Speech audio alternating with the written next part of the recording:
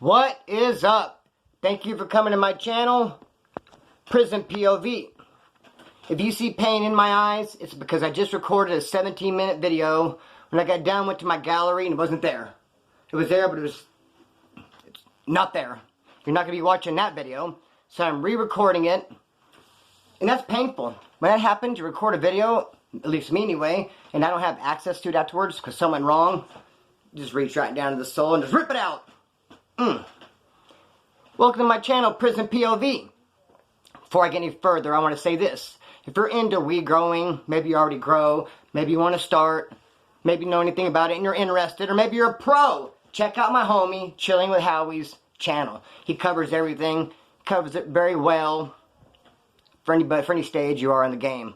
Beginner to pro, you're going to enjoy the channel, Chilling with Howie. So go chill with Howie and check him out. He's a good dude, and you're going to really like his channel. Even if you could care less about weed, go check the channel anyway. You'll find it entertaining, I promise. Okay, now with that being said, I want to say this. I miss you guys, man.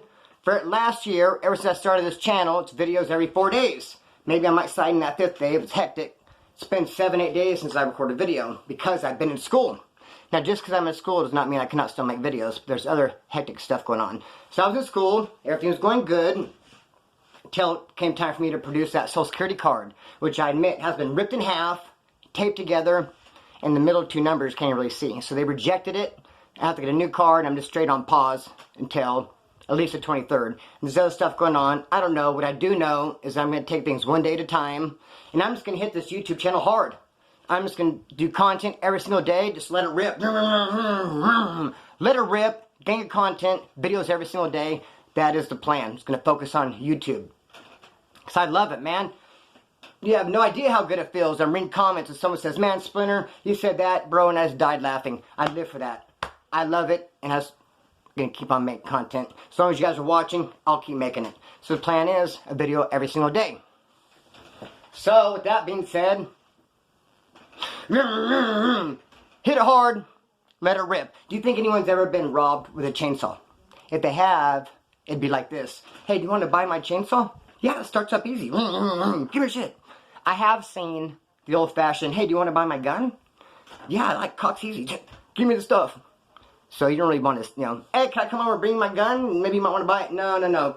Don't bring it over here. I've seen it. "You want to buy my battle axe?" No. Be that as it may, we were asking for years, asking for parole for a drug program. We were tired of giving dirty tests, having little tiny violations, and having to go do a violation in the pen. We wanted a drug program. We were asking. Finally, it's okay. We developed a drug program for you guys. In custody drug treatment program. So you're going to be doing your drug program all right. Hang on. Slow down. Count to 10. You're going to be doing your drug program all right, but you're going to be doing the damn thing in jail. In custody drug treatment program. That's not really exactly what we had in mind. We wanted like on the streets drug program, but whatever. This is a lot better than a violation, because violation can do minimum 5 months. This only 60 days in county, and then when you get out, 30 days into a home. That's where I always felt it. Got to that 30 days, and it's like, oh, you mean 30 whole days. The first time I went to ICDTP, it's because my house got raided. I don't want to get into that too much, because I'm going to do a video called Raids, where I talk about all the raids I've been in. I've been in a lot of them. I've even been in raids where I was not even the target. Cops were even looking for me. Let's go to someone's house, and I'm like, "Hey, bro, what's up?" Walk in, all of a sudden, "Hey, get your hands in the air. Get on the fucking ground." My hands, get on the ground with my hands in the air. Hands in the air, get on your face. Oh, on my face now with my hands in the air. What do you want me to do? Just like, plop. And that is, they want you to do just straight plop, and then when they're going to come through with the knee in the back, you know how they do it. Where am I going with this? Raids. House got raided, ended up with ICDTP. Now, when you get a violation, they take you through screening and board. You have to go talk to somebody, and they figure out how much your violation is going to be, or if you get one at all. Now, I'm going to be pushing for a COP, a continue on parole. If your violations, how you messed up, is just very, very minor, like mine absconding. I just did 2.5 years. I got out in June, July, August, September. Got busted the 1st of October. Is only out 4 months. Just did 2.5 years. All I did wrong was abscond. That sounds like a COP to me. That's what I'm going to be pushing for. So when you go to screening and board, it usually take about 3-4 guys at a time. take you guys and put you in a little holding tank, and you go in one at a time to screening. So I asked the first dude before he goes in, bro, what are your charges? What happened? He's like, man, parole came to my house. I had 3 big swords. I had a bunch of baggies with dope in them, residue. It wasn't a usable amount, but you know, scraped it up, residue. And also I had $3,000 in 20s and 10s. He's like, what do you think I'm going to get? I'm thinking to myself, I don't know, but it's going to be a lot more than what I'm going to get for my little absconding. He goes in there to see screening, comes out, he's like, COP! They gave me a continue on parole, man, COP. I'm like, damn, dude, right on, bro. COP, you're getting out, dude, sweet. Talk to the other dude before he goes in. Hey, what are you looking at, man? What happened to you? He's like, shh. Cops came to my house. Neighbor said I was shooting a gun. Catch me some bullets. And a spent shell casing. And then found a little blood on the ground. Like a trail of blood leading off. I mean, I don't know nothing, dude. I was in my house. I'm thinking to myself, dang, missing bullet, puddle of blood. Surely that's like, he's like, what am I going to get? I'm thinking, damn, way more than what I'm going to get for my absconding. I go, I don't know, bro. He goes in. Screening comes out. COP! Continue on parole. COP. And I'm like, dang, dude. They're like handing them out today. Yes. That's exactly what I'm going to get for my absconding. I walk in. Hello, how are you guys today?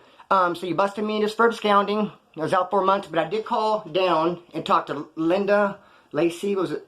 Oh, Roberta, okay. I called, told Roberta, I called and talked, said I was coming down, actually hurt my toe, which caused my hip to hurt, both sides. As soon as I cleared that up, I was going to come down. So what I'm interested in getting a COP, continue on parole. I just did 2.5 years, only out 4 months. Miscommunication, I did call. I gave my parole officer my address, he knew where I was at. They're like, I have to violate you. Violation. Oh man, violation, dang. Would you be interested in that ICDTP? I'll take it. Shoot the ICDTP. So I go over there. Now there's a bunch of issues, but I'll just stick with this one. There's a dude there. Lame ass dude. Said he had a lot of money. But you can say anything. Everybody goes in there and they have the most money, the biggest sack, the prettiest girlfriend. When I was at CMC West, there's even people showing up from Delano Reception with an autograph from the drummer from Korn. Some dude was walking around Delano Reception saying he was the damn drummer from Korn. People were buying it and actually getting his autograph and coming to CMC West, hanging in their locker. And I'm like, you guys are fools. There's no way the drummer from Korn is in. People like that don't go to Delano Reception. We would have heard about it on the news. It'd be a big deal. You guys are stupid, man. Anyways, you could be anything in there. This lame dude, ICDTP, he's like, I got a lot of money. Yeah, whatever. Then one day, he took an ink pen, scribbled on the wall, big old thick layer of ink, put his thumb in it, and put a thumbprint on a piece of paper. Wrote the bank requesting funds. And sure enough, they sent him a whole bunch of money, man. So now he's got a bunch of stores, got a bunch of stuff going on. So now people are like, hey, buddy, what's your favorite football team? Want to play some pinochle? Play spades in? Go fish? You want to hang out? Walk a lap? Talk? People are on now because he's got the most money in the building. But he's stingy, selfish. He's not sharing. He's picked one dude to share with. It was his road dog. And then if you come up mask, he's cooking something like, hey, kick down. He's like, no, just enough for me and dude. And then dude's going to look at you like, don't be stepping on my toes. So dude was hemmed up. You really couldn't get nothing from this selfish, stingy ass. But one day, this guy got some hate mail. A letter in the mail. I think his old lady was breaking up with him. He wanted to call home bad. He went to that dude, the rich dude. He's the only one who had phone card time. Said, dude, let me have some money on the phone card. I gotta call home support. And dude said no. Dude flipped out on him. Rich guy said no. This guy who got the hate mail was like, oh, just start flipping out. Rich guy got scared. Went and grabbed the phone card like, here, I'll shake. And dude slapped his hand like, fuck you, hurrah. It was a big deal. All of a sudden, cops opened the door. Rich dude went running out. So about 20 minutes later, they came and grabbed the dude who got the hate mail. So it was what it looked like. It looked like the rich dude got scared, ran out, and then told on dude he had an issue with, and the cops came and got him. You know what that means? Green light on his commissary. I'm going to go there and take all of his shit. Fuck him. He rolled him up. He told on dude.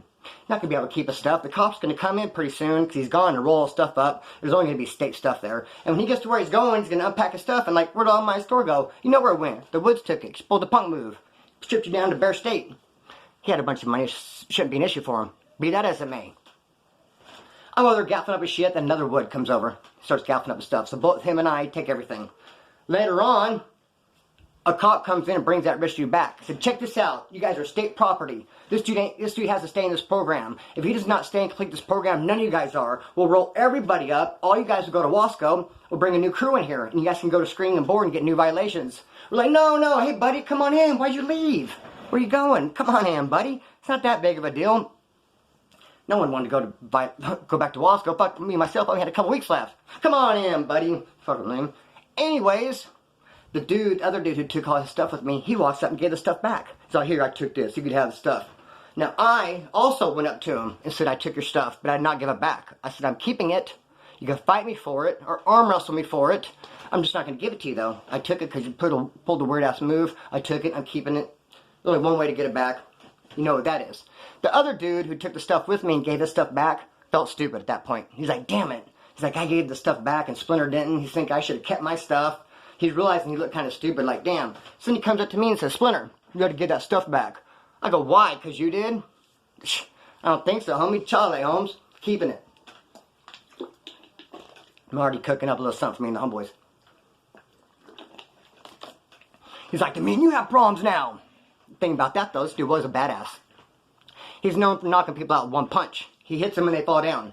There's a story that his ex-girlfriend called him up and said, hey, I'm right around the corner from you. If you come over here and knock out my new boyfriend, I'll give you $20. He just woke up. He was all asleep. He walked over there in flip-flops. Boom. Knocked dude out. Where's my $20? Left. He's got that one-hitter quitter. He's telling me, problems, me and you. I'm like, damn, gotta go to the back, handle this. Not looking forward to it, but whatever. Grab some paper, wad it up, put it in my mouth. So I'm gonna broke a jaw, messed up teeth. Go back there, start to square off. Then a cop comes in, opens the door. You two, come back here. See, they were watching ever since they sent that lame in to see what kind of stuff would happen. And they saw us with our little attention. Pulled both of us out like, what's the problem? What the fuck? There's been a lot of drama in the dorm today. We're like, oh, nothing. They go, well, we're watching. You guys better be cool. We're going to snatch everybody up, send you guys to Wasco. Fuck it. So we go in there, squashed. Everything was cool. Kept my shit. I ate it. Moved on. I went to a program. You do the 60 days in county, then you got to go 30 days of a program. They're one of four programs there's 4 programs you can go to. The one I wanted to go to was the one where they did not drug test you. It's the only one they didn't drug test you. And lo and behold, that's the one they sent me to. The one they didn't drug test. I get there, what do you think I did? Excuse me. Ooh, that was loud. Sorry about that. Please forgive me. I had some heroin and some weed dropped off and just start using. The Southsider who was there, he also had drugs dropped off, and he dropped off some speed. He was wired, he was just crazy. He was an intimidating looking guy. Tattoos all over his head and face, and he was real big. He was just running his own program. The people running the home couldn't tell him jack shit. You're only supposed to have a couple people visiting. So dude, he had like 10 people. And they tried to approach him like, sir, you have too many visitors. He's like, what? And he was like they couldn't tell him nothing. What they decided to do is do a big drug test for everybody. A group drug test, to catch him in the net that way. He'll have a dirty test. That's how they can get rid of him. Problem is, they do that drug test and they caught me.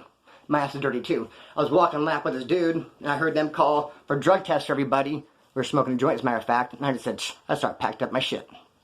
Had an old lady come pick me up. It was a Rapsky. Now,